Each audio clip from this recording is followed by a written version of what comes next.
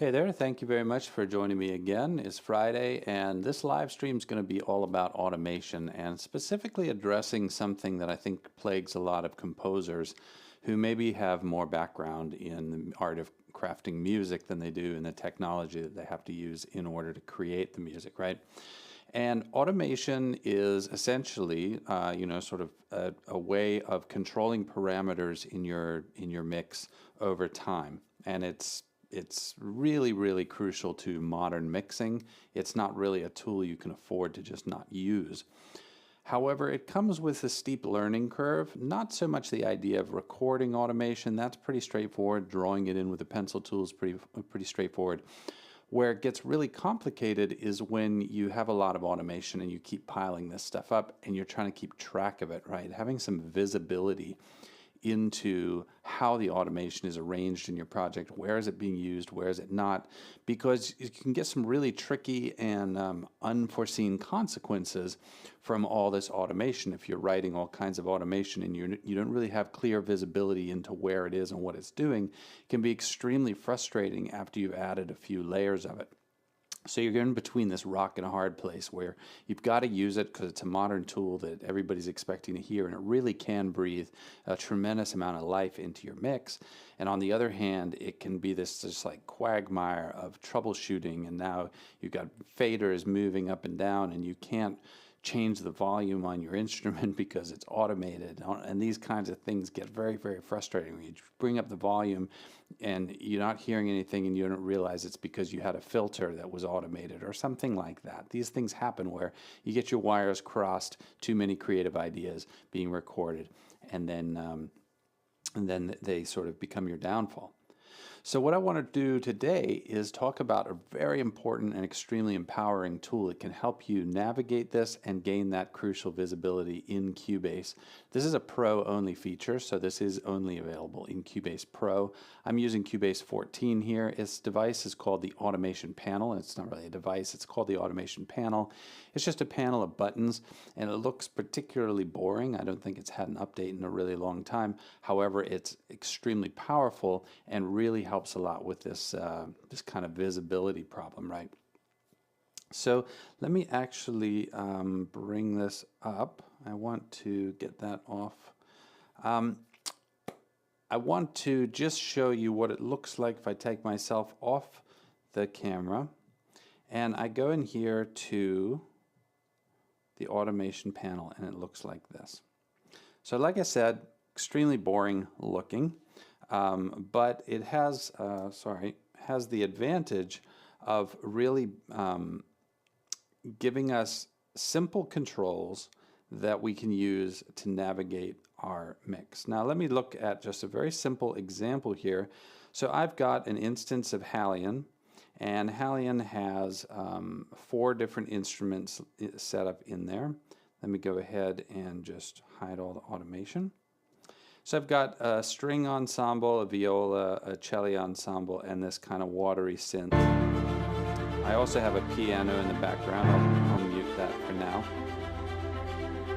Okay, so let's say that I, just for the purposes of you understanding what's going on, there's this ensemble, just a string ensemble. There's this viola ostinato. There's a viola just sustaining notes. And then I have this watery synth here. Now the watery synth may be loud in bass, but it's actually quite quiet in the treble area. And that's partly, as you'll see, because I have filtering going on. So what are the first thing I want to bring your attention to in the automation panel is this little function button up here, because when I'm done with a project, one of my key workflow steps in, let me just stop playback in case that is a problem for anybody out there. One of the first things that I do when I complete a project, because I often make some changes maybe to my busing, maybe to settings within my project, I often want to overwrite my project template. I do this in Dorico as well. When I'm done with a project, chances are that I got through the project because of settings within that project file, and I'll often overwrite my template.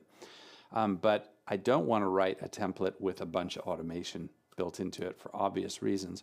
So this function right here, which is in the automation panel, delete all automation in project or delete automation of selected tracks, is a real time saver. I can just click that and I know that it deletes all of the automation everywhere. So, you know, I can go ahead and hit that and you can see it got rid of it all. I'll undo that. So that's extremely useful.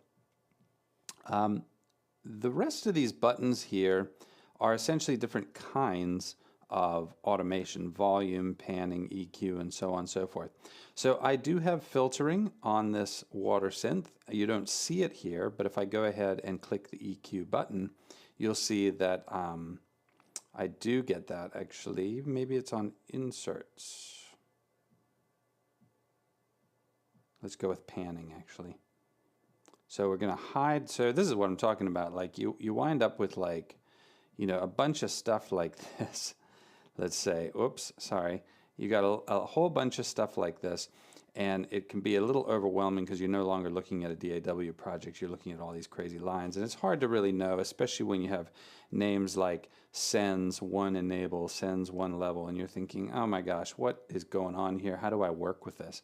That's when it's really nice to have this hide all button. Boom, just get rid of it all. Okay, now the reason that you're seeing this automation live here is because this is actually in a rack instrument. So it did hide the automation, but volume automation is displayed on rack instruments by default. So as long as the rack instrument is showing, you're going to see the volume there. But I can go ahead and show used. And showing used is a really nice feature because it's only going to show me automation that's used in this project. And as you can see, I do. I have an EQ filter. It's running on this bottom channel down here. And you can see what it's doing. If I were to open up my settings here, you can see that there's a very straightforward filter right here.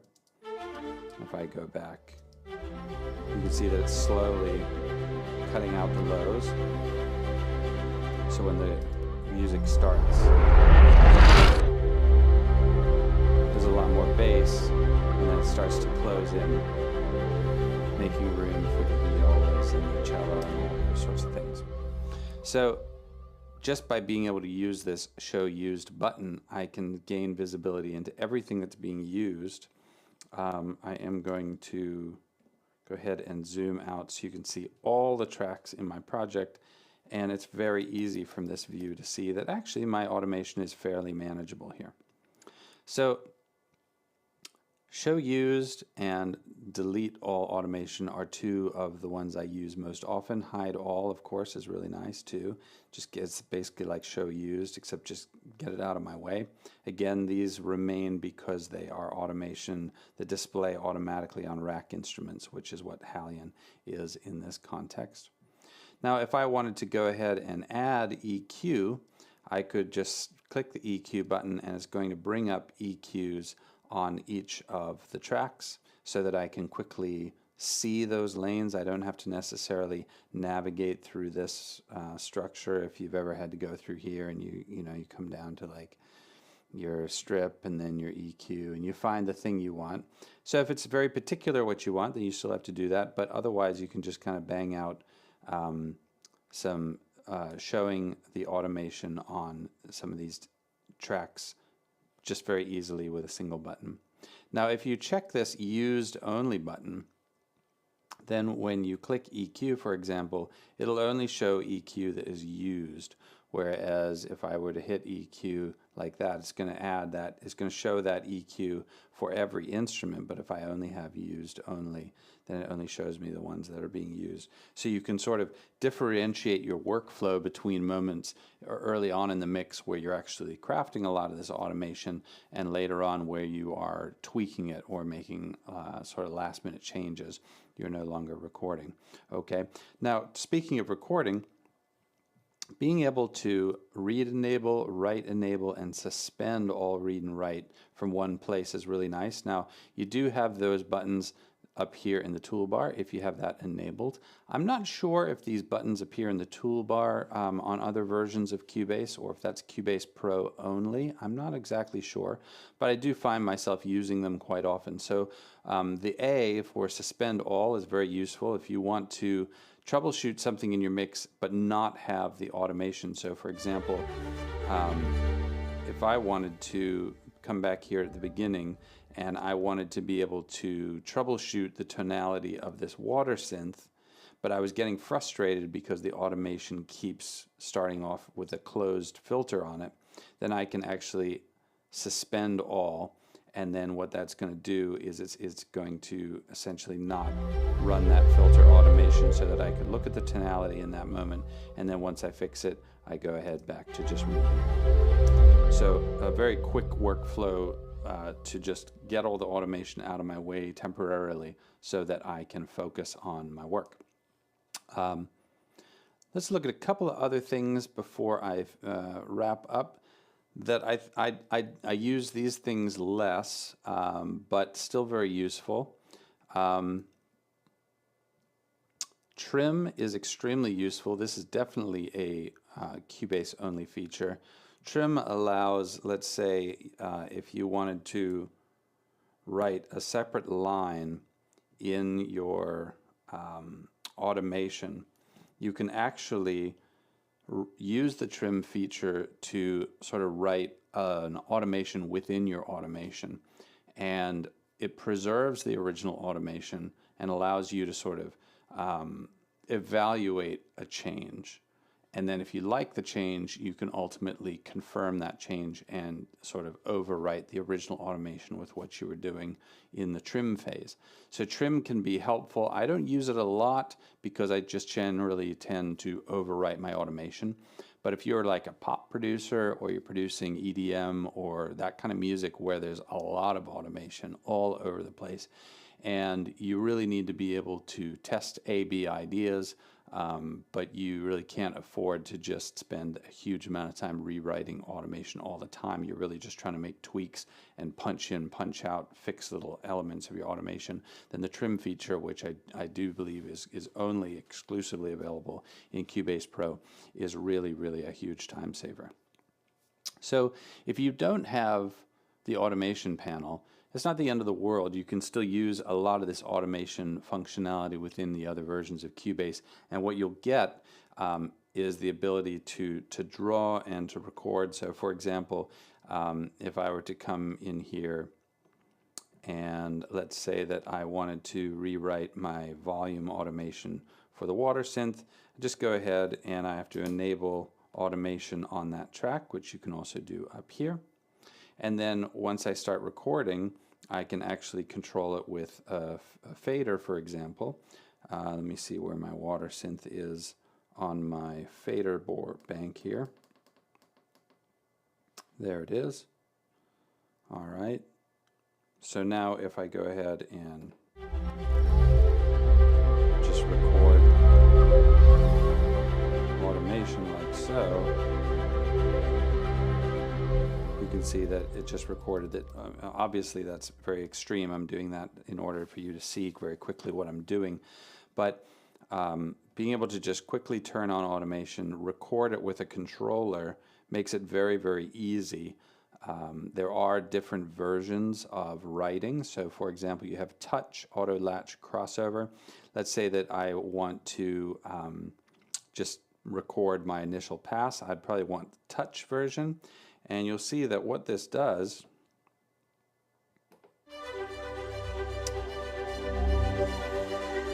is that you can actually see the two versions that were created because I have trim enabled. So let me turn trim off. So let's say that here I just wanted to record some automation, and this is something you can do without the automation panel. You just always have to make sure that this W is illuminated. You can either click it, or you can click here, or you can click, I have it mapped to a button on my keyboard to just enable it. And then you hit play, and as I go ahead and change my controller, you can see that in the touch mode, it actually stopped recording after a little while, and it also thins out these notes. Thinning out the notes is a really nice feature, so you can see reduction level here. So this is if you set reduction level to 100%, let's say, and we were to re-record that.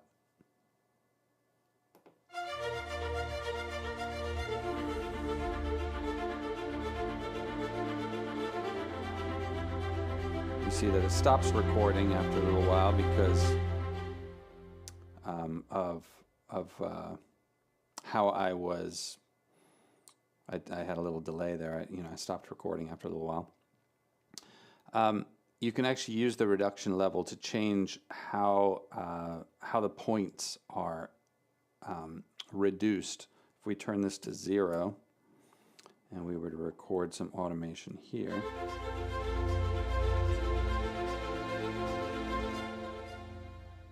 you can see that all the points are preserved, which is very precise, but not very helpful to your computer because it has to do a ton of math for what is essentially very little gain. So you turn your reduction level up, you can decide how much. Like if I go at 20, I'm still going to get a much more detailed line, but it's not going to be crazy filled with dots. So you'll see it takes a minute there, and it actually rewrote not just the part that I recorded, but the entire automation track. So that's a nice feature that I use fairly often. Auto latch has to do with how the automation overwrites existing points. Crossover is generally what I'll use to do touch-ups, and touch is generally what I use to do my initial runs. Okay, so generally my workflow for automation and what I'd recommend if you're new to it or you want to start using it, whether or not you have the automation panel in Cubase Pro, you want to have some sort of MIDI controller tied to the thing you're automating, and then that way it's very tactile. You start record, you enable write automation, you hit play, not record, just play, and anything that you have that you're sending MIDI data into or automation data to that is write enabled will start recording. So you can also record multiple automations at the same time. If maybe you're doing EQ and you're manipulating a gain and a frequency and a Q, for example. Then once I'm done with that, I listen to it. If there's things I don't like, I'll often switch into crossover mode, and then I'll sort of punch in my fixes here and there. And then later on in the mix, if everything's basically sounding good, but I'm concerned maybe my automation is too low, I need to bring it all up, or there's a passage that I need to change the automation in, I'll use that trim feature to go ahead and actually write in sort of a temporary model, A/B it, and if I like it, then commit it to my project. And that's how I work with automation. I'd recommend getting comfortable with it. Whether or not you have the automation panel is kind of not crucial to whether you use automation. It's just that if you have the automation panel in Cubase Pro, some of these functions and features are way easier, way more convenient, and especially in the mixing stage, you can use the visibility buttons to quickly just see automation that's used, just see your EQ automation, just see your volume automation, so on and so forth. So I highly recommend looking into it. I can see from my timer here that I am going over time. I appreciate your time very much. Thank you for supporting my channel, and I will be back again next week with some new live streams. If you have comments or questions, please post them. If you are new to the channel, please like and subscribe the video, and or subscribe to my channel, and I'll see you guys later. All right, take care.